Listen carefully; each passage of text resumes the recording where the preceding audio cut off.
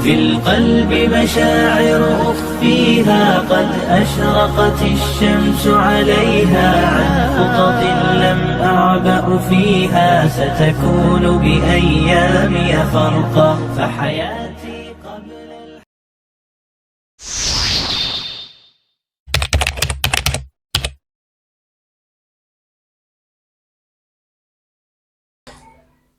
Alhamdulillah alladzi arsala rasulahu bil huda wa dinil haq liyudhhirahu 'ala dini kullih wa kafa billahi syahida wa asyhadu an la ilaha illallah wahdahu la syarikalah wa asyhadu anna muhammadan abduhu wa rasuluh. Ya ayyuhalladzina amanuttaqullaha haqqa tuqatihi wa la tamutunna illa wa antum muslimun. Allahumma shalli ala Muhammad wa ala alihi wa sahbihi wa man tabi'ahum bi ihsani ila yaumil qiyamah, amma ba'd. Alhamdulillah, pada kesempatan kali ini kita akan lanjutkan pembahasan kita di dalam masalah al-ila, kelanjutan dari pembahasan yang lalu yang belum tuntas ya. Al-ila sebagai salah satu hal yang berhubungan dengan masalah al-munakahah atau pernikahan, di mana pada saat tertentu pernikahan yang terjadi ini tidak berjalan mulus. Ada hal-hal yang menjadi kendala. Ibaratnya kita berjalan, maka perjalanan itu tidak selalu berjalan dengan mulus.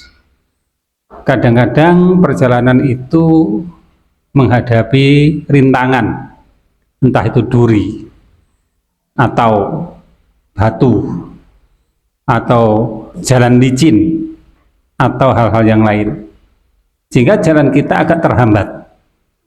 Nah, di antara perkara yang membuat pernikahan itu menjadi tidak mulus itu adalah al-ila. Apakah ila itu? Secara bahasa, al-ila berarti sumpah. Adapun secara syarak berarti sumpah suami untuk tidak menggauli istrinya sampai pada waktu tertentu. Dalam pembahasan lalu telah kita sebutkan ada satu mekanisme yang boleh dilakukan ketika seorang suami merasa bahwa istrinya telah berbuat nusus kepada dirinya atau membangkang atau bermaksiat kepada dirinya.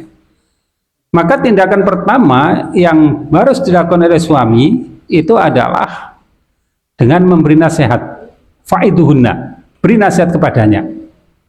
Nah, tentu nasihat ini adalah nasihat yang baik, dengan kata-kata yang baik, kata-kata yang santun, kata-kata yang mungkin penuh dengan kasih sayang.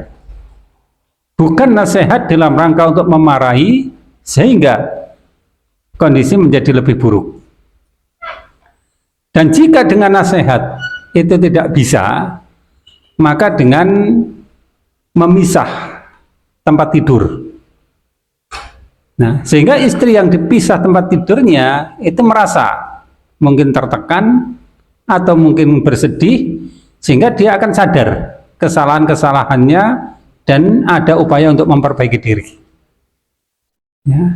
Dan jika itu tidak mampu untuk membuat istri itu sadar, maka diperbolehkan untuk memukul.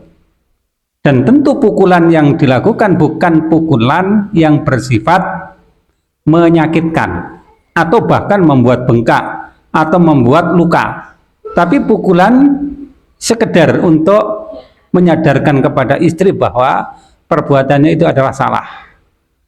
Nah, kadang-kadang proses ini dilakukan oleh suami, tetapi menambah masalahnya menjadi lebih besar. karena cara menasihati yang tidak benar, atau cara memisah tempat tidur yang keterlaluan, atau memukulnya yang terlalu keterlaluan. Sehingga bukan malah menjadi solusi dari sebuah masalah, malah menjadi masalah baru yang lebih besar. Dan di antara bagian yang diperbolehkan untuk dilakukan suami, yang salah satunya itu adalah pertama untuk mengajari atau mendidik istri dengan pendidikan yang lebih berat. Ya, bisa dikatakan pendidikan lebih berat ini daripada mekanisme menghadapi nusus tadi. Karena nusus ini tidak, nusus cara mengatasinya tidak perlu dengan sumpah untuk tidak menggauli istri. Adapun ilah ini dilakukan dengan sumpah, artinya suami bersumpah, ya, sumpah tentunya atas nama Allah untuk tidak menggauli istrinya, sehingga lebih kuat daripada hukuman ketika wanita mengalami nusus kepada suaminya. Karena di sini didukung atau diperkuat dengan sumpah. Ya. Di dalam hal ini Al-Quran menjelaskan, A'udzubillahi minasyaitonirrajim, lilladzina yu'luna min nisaihim tarabbusu arba'ati ashur fa in fa'u fa innallaha ghafurur rahim. Bagi orang-orang yang mengelak kepada istri-istri mereka, maka hendaklah mereka menahan diri selama 4 bulan. Maka jika mereka kembali lagi, maka sesungguhnya Allah Maha Pengampun, Maha Penyayang. Wa in azamut talaqa fa innallaha samiun alim. Dan jika mereka berketetapan hati untuk mentolak, maka sesungguhnya Allah Maha mendengar lagi Maha mengetahui. Jadi ilah ini diatur ketentuannya di dalam Al-Quran. Karena memang bisa terjadi. Di dalam kehidupan keluarga terjadi sebuah masalah sehingga menyebabkan suami melakukan ilah kepada istrinya.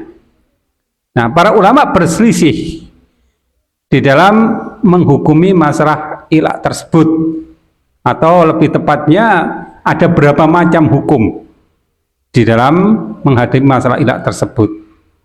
Yang pertama adalah berhukum haram. Bagaimana ilah ini akan berhukum haram?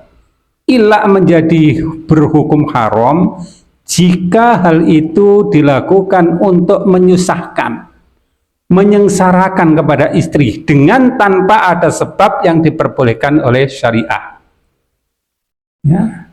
Jadi suami mengilah kepada istrinya dengan bersumpah tidak akan menggauli istrinya di dalam masa tertentu, yang tujuannya adalah untuk mengajari atau untuk menghukum pada istri dengan hukum yang berlebihan, atau mungkin lebih jauh lagi untuk menyusahkan kepada istri tersebut sehingga istri menjadi menderita. Nah, dengan sebab tersebut, maka jika ilah itu dilakukan dengan maksud yang demikian, ya, ilah itu dilakukan dengan cara yang demikian, maka ini dihukumi sebagai sesuatu yang haram. Karena suami dan istri hubungannya itu mestinya hubungan yang harmonis, serasi, ya, kemudian rukun, tentram, sejahtera. Mestinya demikian. Jadi kalau ada sebuah masalah yang memang tidak mengharuskan terjadinya ilah, ya tidak perlu ada ilah.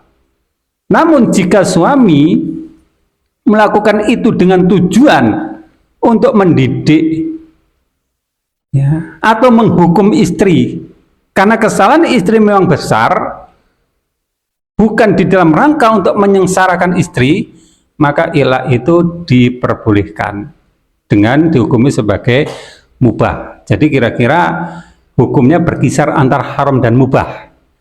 Ya, haram jika tujuannya dan caranya itu hingga menyengsarakan pada istri.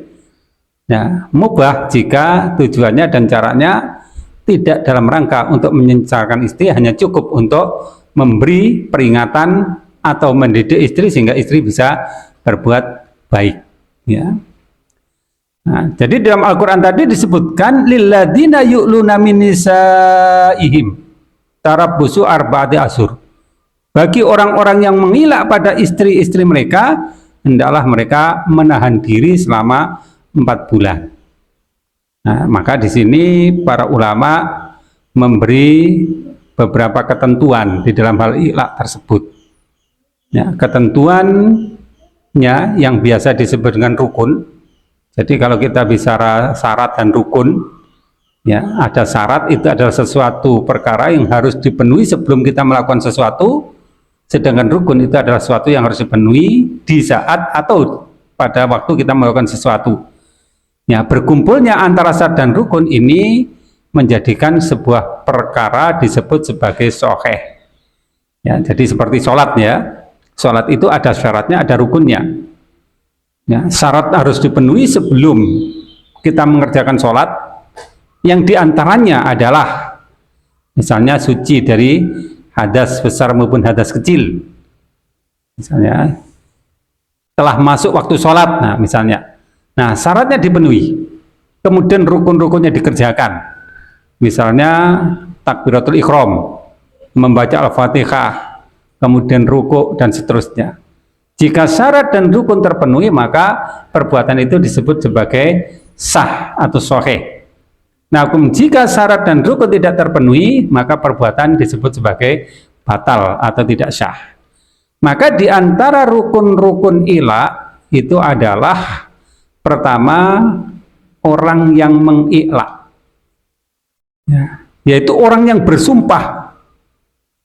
Maka di dalam hal ini adalah suami. Jadi suami sebagai orang yang mengilah atau orang bersumpah dengan sumpah tidak menggauli istrinya di dalam masa tertentu. Bagaimana syarat bagi suami?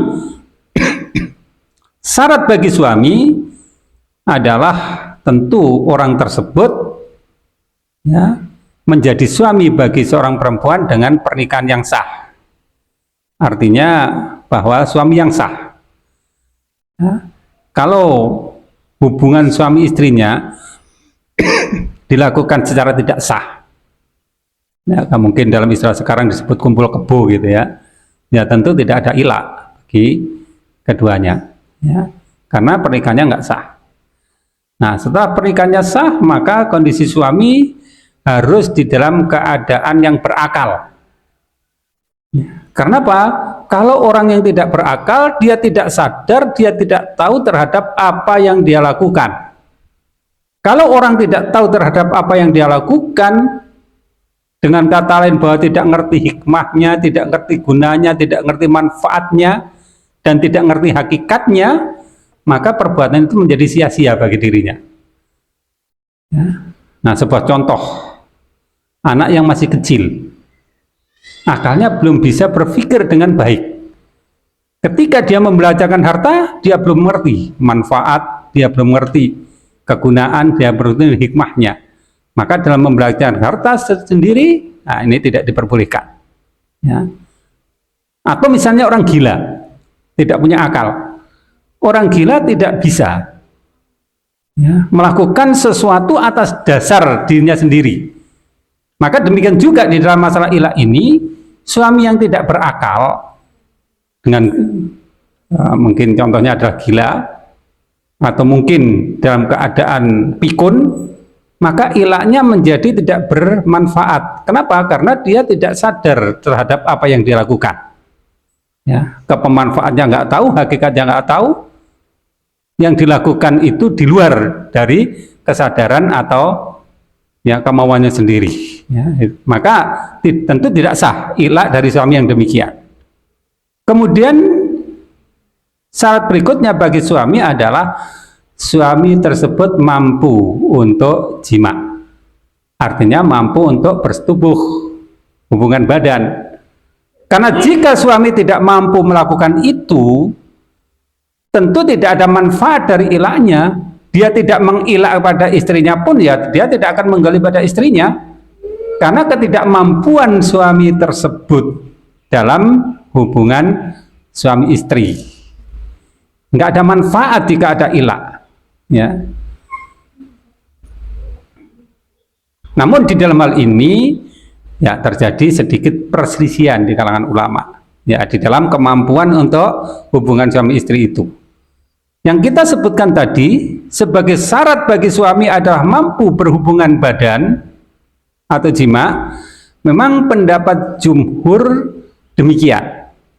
Jumhur berpendapat bahwa ilak menjadi tidak sah jika suami tidak mampu untuk melakukan hubungan suami istri. Ya, mungkin karena impoten, atau mungkin karena dikebiri, ya, atau mungkin dengan sebab-sebab lain, sehingga dia tidak mampu untuk melakukan apa yang menjadi kewajibannya tersebut, maka ilaknya menjadi tidak berarti. Kenapa? Karena tanpa mengilak pun dia juga tidak akan bisa berhubungan suami istri. Hanya saja menurut madhab Hanafiyah dikatakan bahwa ilaknya tetap sah. Jadi ilak suami yang tidak mampu melakukan hubungan suami istri itu dikatakan sah. Tapi yang lebih tepat adalah pendapat jumhur, di mana ya, menjadi tidak ada guna, tidak ada manfaat jika suami memang tidak melakukan perkara tersebut. Jadi nggak ada hikmahnya, nggak ada manfaatnya. Nah, kemudian rukun yang kedua itu adalah orang yang disumpahi atau orang yang diilak. Maka di dalam hal ini adalah istri. Dan istri yang diilak tentunya adalah istri yang dinikahi secara sah. Ya, kenapa ini diperlukan penjelasan seperti itu? Ya mungkin karena banyak ya kasus-kasus di mana pernikahan itu dilakukan secara tidak sah. Misalnya pernikahan di masa iddah, ya, yang dilakukan ya secara tidak sah, atau mungkin dengan sebab-sebab yang lain. Dan yang kedua adalah istri itu memang bisa digauli. Nah, kalau istri tidak bisa digauli, maka tentunya ilak juga tidak ada artinya. Ya. Bagaimana bisa istri tidak bisa digauli? Ya mungkin karena sebuah kelainan secara fisik yang ada pada diri istri tersebut. Mungkin ada tumbuh daging pada bagian ya yang bisa digauli, atau mungkin ada penyempitan atau ada tulang dan sebagainya sehingga tidak bisa digauli. Maka kalau istri memang tidak bisa digauli, maka tidak ada guna, tidak ada manfaat dari ilak tersebut. Karena walaupun tidak diilak, ya dia tidak akan bisa digauli. Ya. Nah, ini terdapat permasalahan. Bagaimana jika ilak itu dilakukan di masa iddah roj'i? Ya. Iddah roj'i itu adalah iddah dari talak yang pertama dan talak yang kedua. Dengan kata lain bahwa ketika suami mentalak istrinya dan istri masuk ke dalam masa iddah pertama, di masa iddah tersebut suami melakukan ilak pada istrinya, maka ilak tersebut sah, artinya diperbolehkan. Ya, kan istri dalam keadaan dicerai. Nah, tapi cerainya itu adalah cerai yang pertama, atau disebut dengan talak roj'i, di mana suami boleh kembali lagi pada istrinya di dalam masa iddah tersebut. Sehingga jika suami kembali pada istrinya tersebut di masa iddah, sedangkan dia mengilak pada istrinya, maka kembalinya suami pada istri tersebut mengakibatkan dia tidak boleh mengumpuli istrinya. Dia menjadi suami istri kembali, tetapi tidak boleh berhubungan badan karena ilak yang dilakukan oleh suami kepada istrinya tersebut. Demikian juga jika terjadi pada tolak roj'i yang kedua, ya, hukumannya sama, yaitu istri diilak oleh suaminya di masa iddah tersebut, maka suami tidak berhak untuk mengumpuli istrinya tersebut. Sampai kapan? Ya, sampai masa iddahnya menjelang berakhir. Jika suami mau rujuk, maka akan menjadi istri kembali, ya, atau menjadi suami istri kembali. Jika ilaknya dilakukan di masa itu, ya tentu dia tidak boleh melakukan hubungan suami istri sampai iddahnya ilaknya berakhir. Namun jika ilak dilakukan pada masa talak bain, di mana istri masuk kepada roj'i masuk pada iddah di saat talak bain tersebut, maka ilaknya tidak sah karena tidak ada gunanya. Ya, tanpa diilak pun suami juga tidak boleh kembali pada istrinya. Ya. Dengan kata lain bahwa walaupun suami itu tidak mengilak, ya, yang mestinya ya ditalak rojak itu, ya, dia bisa kembali pada istrinya dengan rujuk, maka pada talak bain tidak bisa. Jadi tidak ada manfaat, tidak ada guna jika dia mengelak istrinya di saat istrinya berada pada iddah bain, karena suami tidak akan bisa kembali kepada istrinya. Maka demikian dikatakan ilaknya tidak sah. Terus bagaimana jika ilak dilakukan pada istri yang belum digauli? Maka ilak yang dilakukan pada istri yang belum pernah digauli itu talaknya dinyatakan sah. Jadi belum pernah digauli sudah bersumpah untuk tidak menggauli istrinya, maka talaknya ilaknya tidak ada masalah dan dinyatakan sah. Nah, ini ketentuan, beberapa ketentuan di dalam masalah ilak bagi istri. Kemudian yang ketiga adalah objek dari ilak, ya, objek atau maf'ul bih dari ilak tersebut, atau dengan kata lain objek sumpahnya. Objek dari ilak itu adalah sumpah yang dilakukan atas nama Allah, ya, dan ini adalah pendapat jumhur, karena ilak itu merupakan sebuah sumpah. Artinya suami bersumpah untuk tidak menggauli pada istrinya di masa tertentu atau sampai pada masa tertentu, maka sumpahnya harus dilakukan dengan nama Allah atau nama-nama lain dari Allah.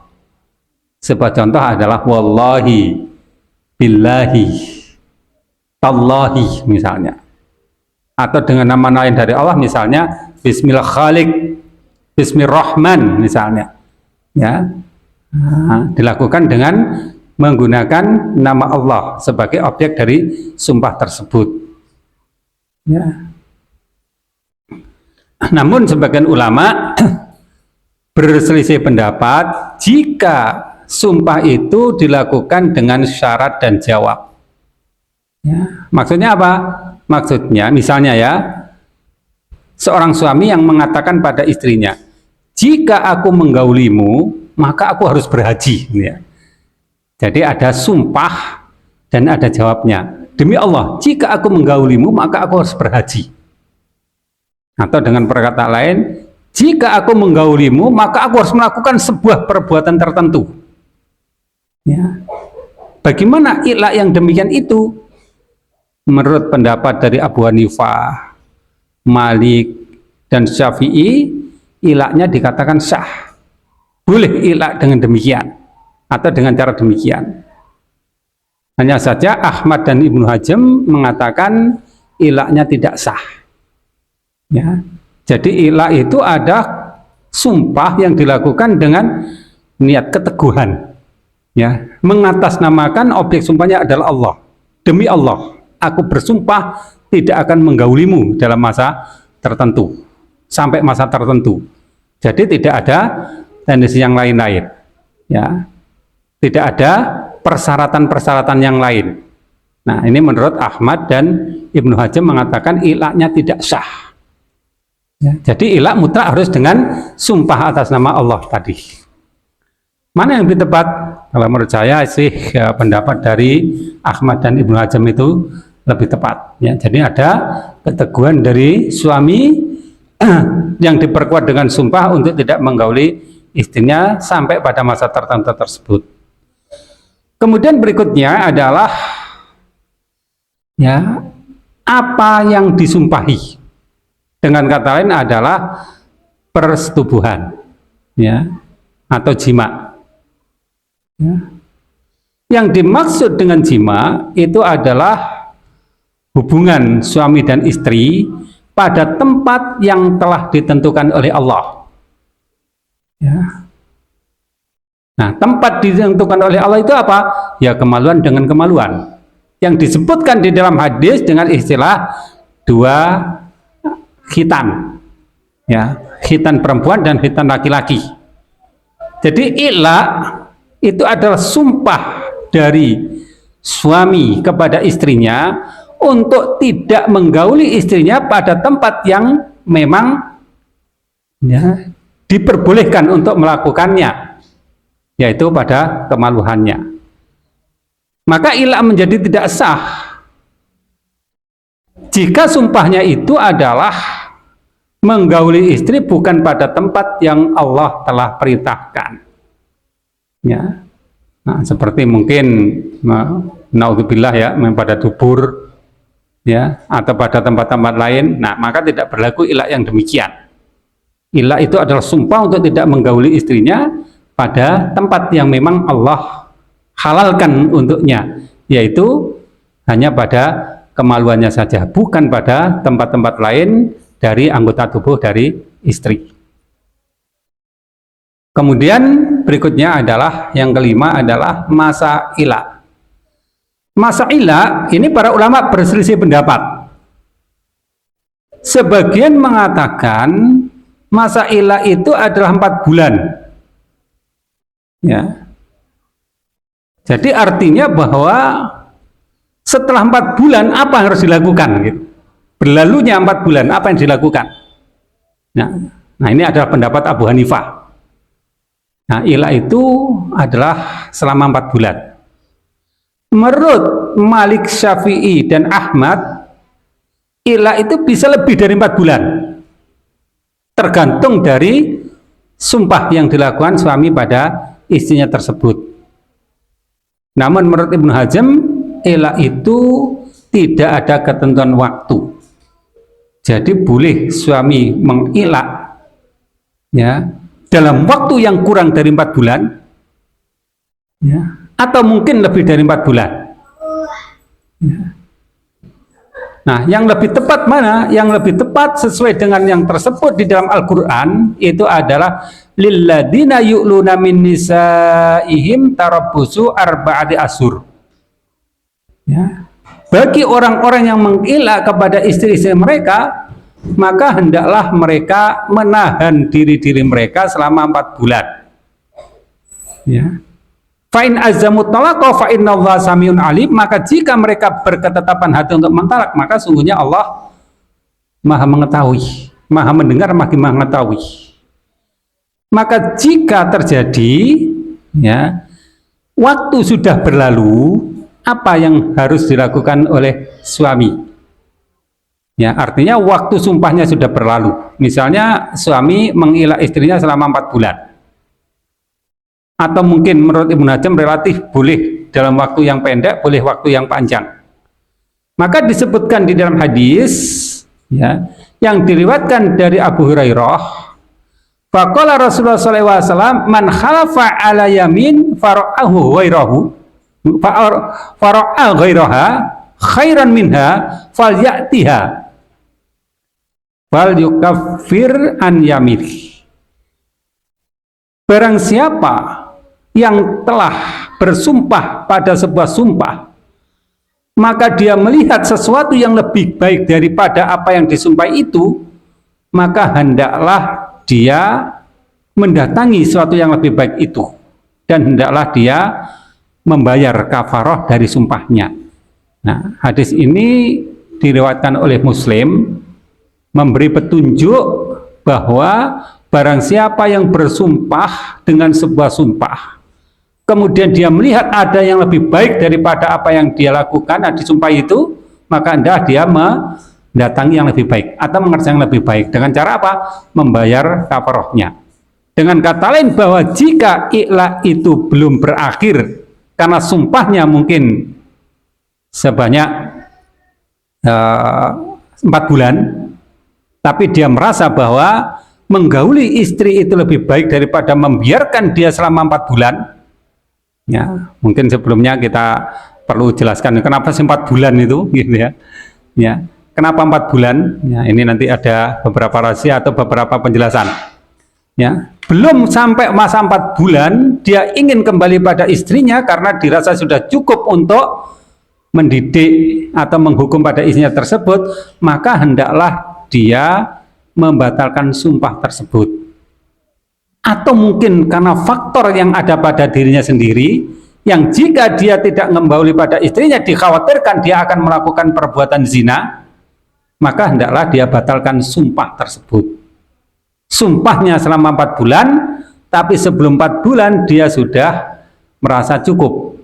Dari faktor istri, mungkin istri sudah merasa terhukum dengan apa yang dilakukan itu. Dari faktor dirinya sendiri mungkin dia juga takut pada perbuatan zina. Jika itu berlanjut, maka bolehkah dia kembali pada istrinya tersebut sebelum waktunya berakhir? Ya.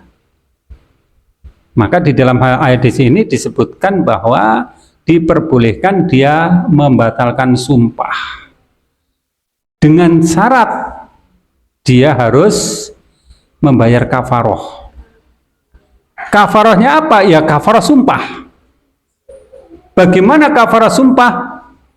Silahkan memilih di antara 3 perkara. Apa pilihannya? Memberi makan 10 orang miskin. Pilihan yang kedua, memberi pakaian kepada mereka. Pilihan yang ketiga, puasa 3 hari. Nah, jadi yang nggak butuh biaya banyak adalah berpuasa 3 hari. Kalau memberi makan ada biayanya, memberi pakaian ada biayanya. Kalau nggak butuhnya, nggak ada biaya, maka berpuasa 3 hari. Maka setelah kafarah sumpah itu dibayar, maka dia boleh kembali lagi kepada istrinya dengan menggauli lagi istrinya tersebut. Nah, ini bisa jadi karena masalahnya ada pada istri, di mana istri sudah menjadi baik, ya, karena sudah merasa terdidik atau terhukum dengan sumpah suami itu. Bisa jadi karena faktor suami sendiri yang merasa ya mungkin khawatir dengan perbuatan zina. Jika dia lanjutkan sumpahnya, maka dia bayar kafarohnya dengan yang telah ditentukan oleh syariat tersebut, kemudian baru kembali pada istrinya. Nah, tadi kita sebutkan tentang waktu 4 bulan.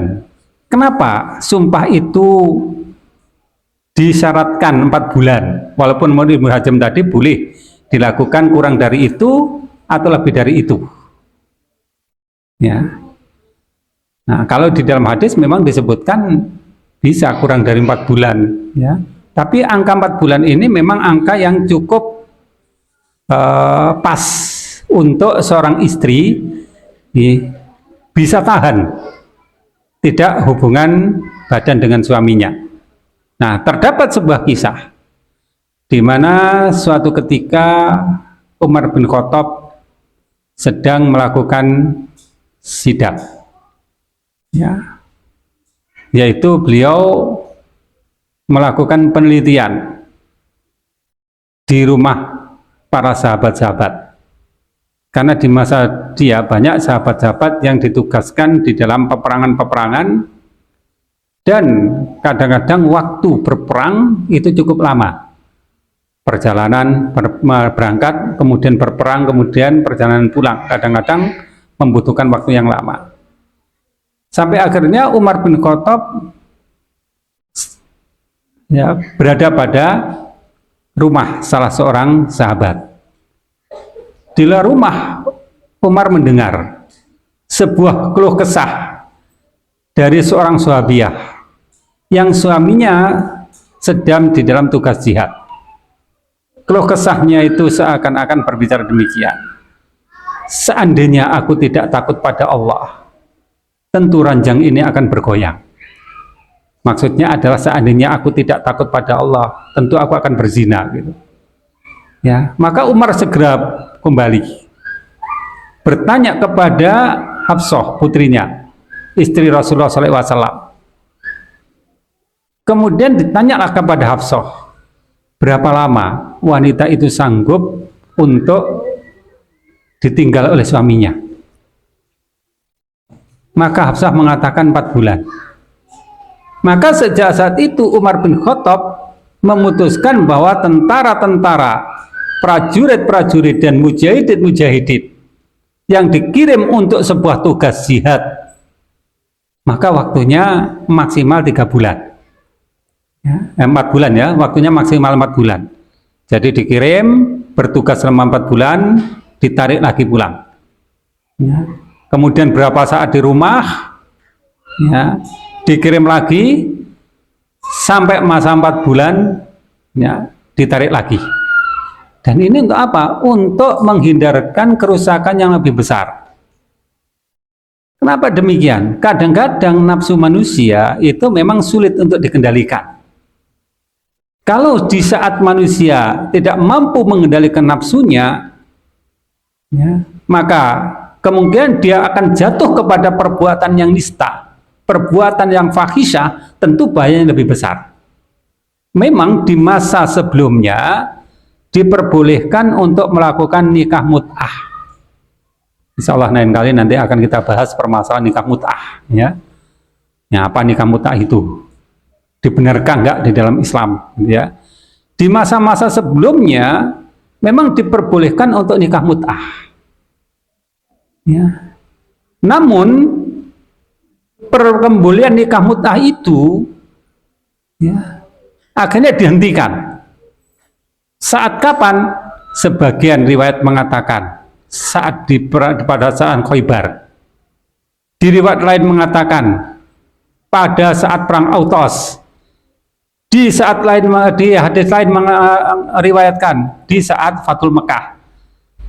Jadi kira-kira permasalahan nikah mut'ah ini, ya, memang permasalahan yang tidak diketahui secara menyeluruh oleh sahabat-sahabat. Karena pelarangannya itu pada saat mereka berada di dalam peperangan. Ada yang ikut, ada yang tidak. Sehingga yang tahu Nabi melarang mungkin mereka tidak lakukan. Tapi yang tidak tahu mereka masih melakukan. Sehingga dilakukan pelarangan sampai 3 kali tersebut. Nah, namun demikian masih ada mungkin yang tidak mendengar pelarangan tersebut sehingga mereka masih melakukan nikah mut'ah. Ya. Namun karena larangan itu memang sudah ada, nah tidak lagi bisa kita beralasan bahwa itu masih dibenarkan karena belum mendengar larangan. Nah, itu di zaman itu. Ya, mungkin mereka tidak mendengar larangan itu. Tapi kalau sekarang kita masih beralasan nggak mendengar larangan, ya nggak bisa karena larangan itu sudah disampaikan di dalam hadis-hadis Rasulullah SAW tersebut. Ya, memang nanti permasalahannya akan banyak. Ya, mungkin lain kali akan kita singgung tentang pernikahan secara mut'ah tersebut. Nah, jadi di masa itu mungkin tidak ada kesulitan bagi orang yang meninggalkan istrinya dalam waktu yang lama, karena diperbolehkan adanya nikah mut'ah. Tapi setelah adanya pelarangan, maka tentu mudarat akan besar jika hawa nafsu tidak bisa dikendalikan karena lamanya mereka berpisah dengan istri, maka mungkin perzinahan akan terjadi di mana-mana. Maka keputusan dari Umar bin Khattab untuk menarik pasukannya tidak lebih dari 4 bulan adalah keputusan yang tepat, ya, karena kemampuan seorang biasanya yang ada batasannya dan rata-rata itu adalah 4 bulan. Ya.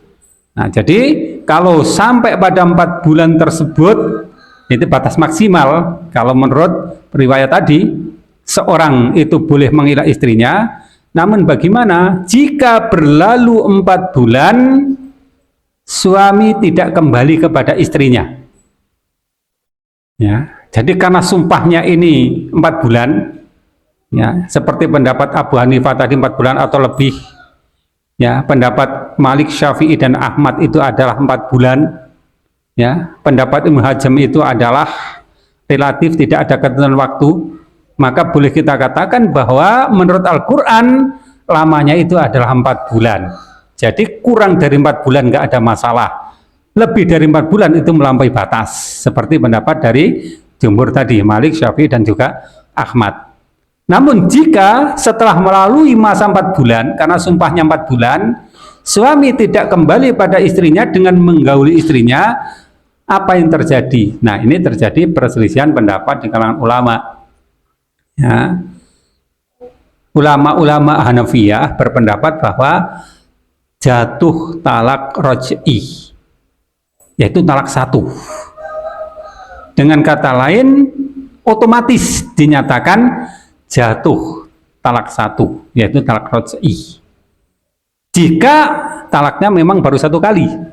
Tapi kalau memang sudah pernah mentalak ya satu kali, kemudian dia mengilak pada istrinya sampai pada masa 4 bulan dia tidak kembali, maka berarti jatuh lagi talak kedua, yaitu raj'i kedua.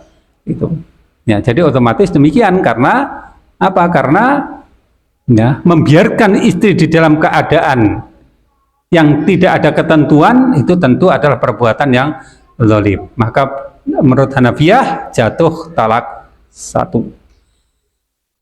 Adapun menurut Malik, Syafi'i dan juga Ahmad tidak langsung dihukumi jatuh talak 1. Tetapi untuk terjadinya talak 1 tersebut atau talak itu dibutuhkan keputusan dari hakim.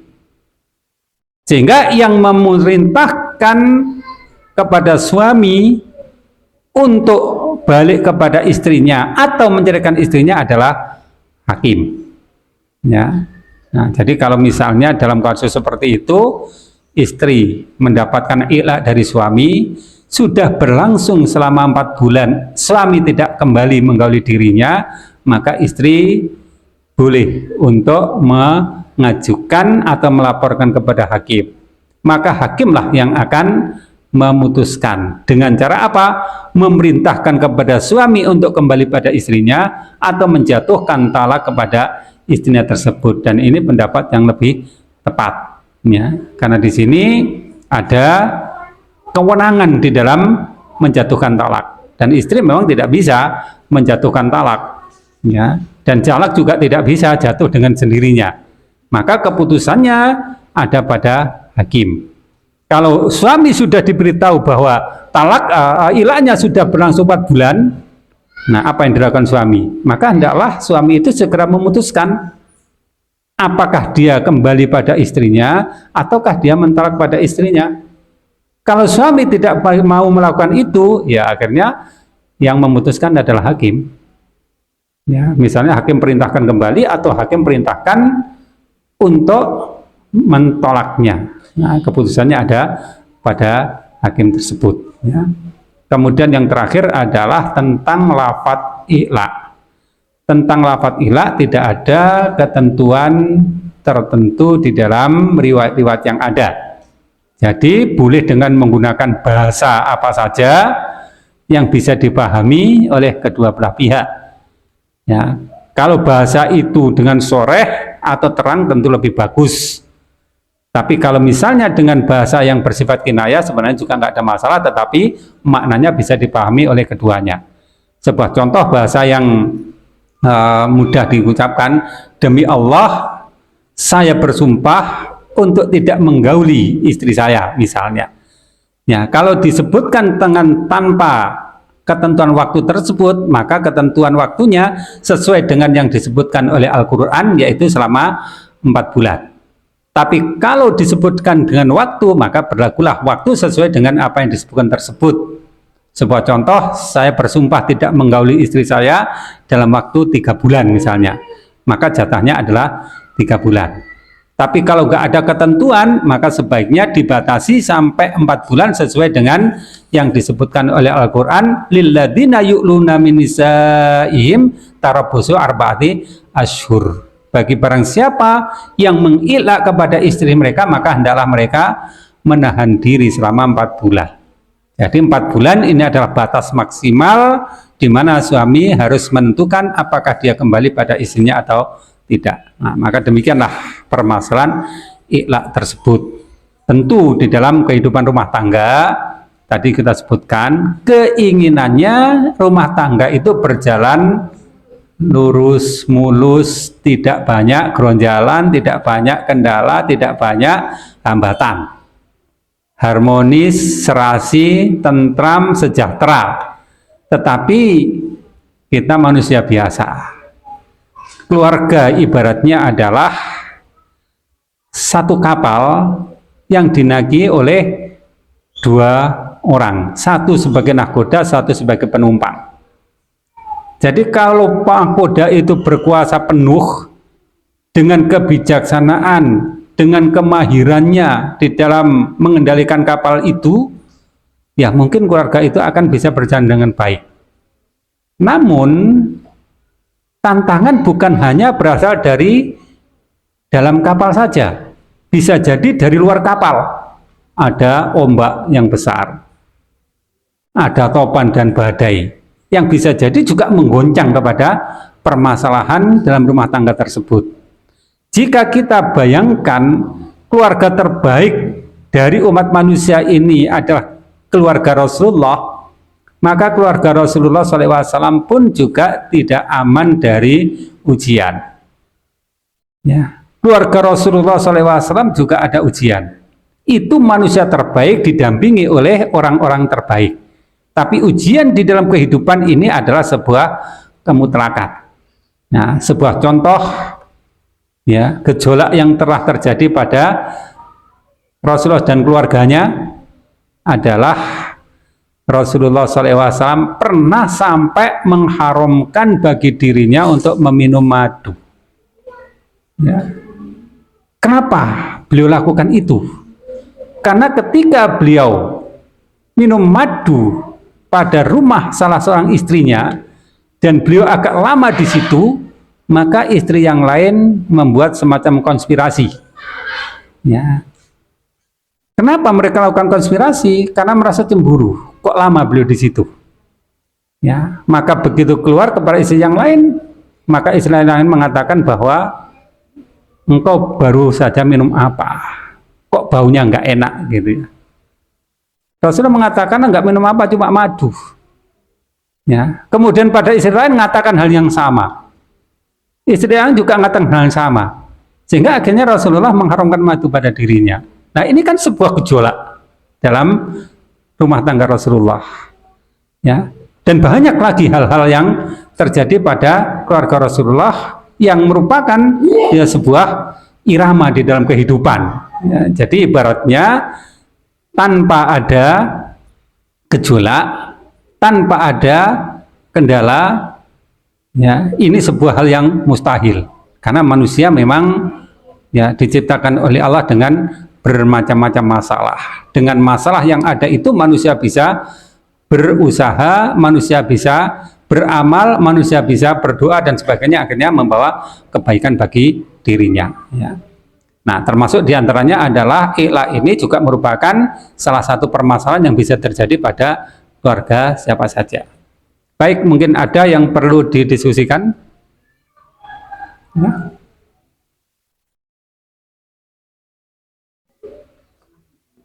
Ya. Ya, silakan yang bertanya.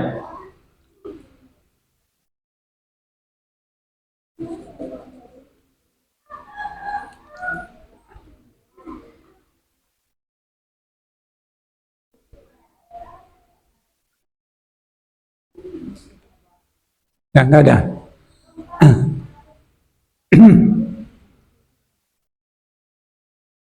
Enak kalau nggak ada yang bertanya ya, berarti sudah paham semuanya. Ya, silakan. Itu walaupun tidak disebutkan waktunya, jatuhnya tepat bulan tadi. Ya. Jadi tadi disebutkan tentang pendapat beberapa ulama, ya. Nah, jadi menurut pendapat dari Abu Hanifah, waktu ilah itu selama 4 bulan atau lebih. Jadi suami boleh mengilah istrinya dalam waktu 4 bulan atau lebih. Dan menurut pendapat ini minimal 4 bulan dan boleh juga lebih. Gitu ya. Jadi misalnya suami mengatakan, aku tidak akan menggaulimu demi Allah selama 4 bulan atau 6 bulan atau 7 bulan, disebutkan di situ. Ya. Nah, menurut Syafi'i, Malik dan Ahmad itu lebih dari 4 bulan. Ya. Nah, kalau lebih dari 4 bulan, maka batasan yang diperbolehkan itu adalah 4 bulan saja. Ya. Nah, menurut Ibnu Hazm boleh juga kurang dari 4 bulan. Jadi diikhlas misalnya 1 bulan, atau mungkin 3 bulan, ya, atau bahkan lebih. Tapi menurut ketentuan Al-Quran itu ada 4 bulan. Sehingga kalau ikhlas itu dilakukan dengan tanpa menyebutkan waktu, ya, misalnya demi Allah aku tidak akan menggaulimu selama, tidak sebutkan waktu, demi Allah aku tidak akan menggaulimu gitu saja, ya, maka waktunya adalah 4 bulan. Jadi pada batas waktu 4 bulan tersebut itu sudah harus ada keputusan. Tapi kalau dilakukan dengan batas waktu yang sudah disebutkan, maka hendaklah dipenuhi sesuai dengan ketentuan batas waktunya. Nah, kalau nyoba-nyoba, misalnya dicoba dulu dalam waktu yang pendek 1 bulan. Oh kuat, tingkatkan lagi 2 bulan. Gitu ya. Nah ini jangan dicoba-coba karena ini bukan perkara yang dihukumi sebagai perkara baik. Ya, bahkan status hukumnya itu bisa menjadi haram. Karena ini haram, pada awalnya haram. Kenapa? Karena ya, menyengsarakan kepada istri dan juga membawa mudarat bagi suami. Ya. Baik, mengenal lagi yang lain.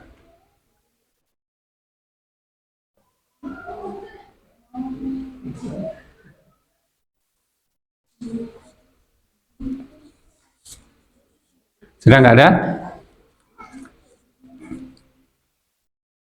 Ayo dari Mahat.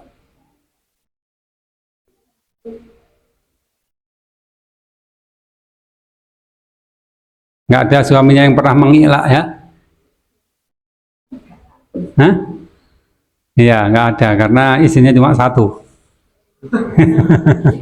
Ya, yang nggak berani mengilah karena isinya cuma 1. Gitu. Maka dipertahankan ya, supaya nggak pernah mengilah. Nggak pernah terjatuh kepada perkara yang bisa menyebabkan haram ini kan. Dan juga nggak perlu membayar kafaroh ya, seandainya melanggar ilahnya tersebut, aman, menghemat.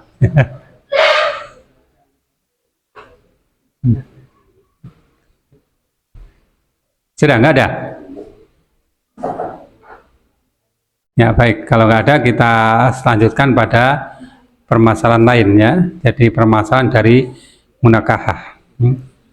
Kemarin ya, kita sambung ya dengan sedikit dari permasalahan yang kemarin belum tuntas juga, yaitu permasalahan libas yang jadwalnya salah.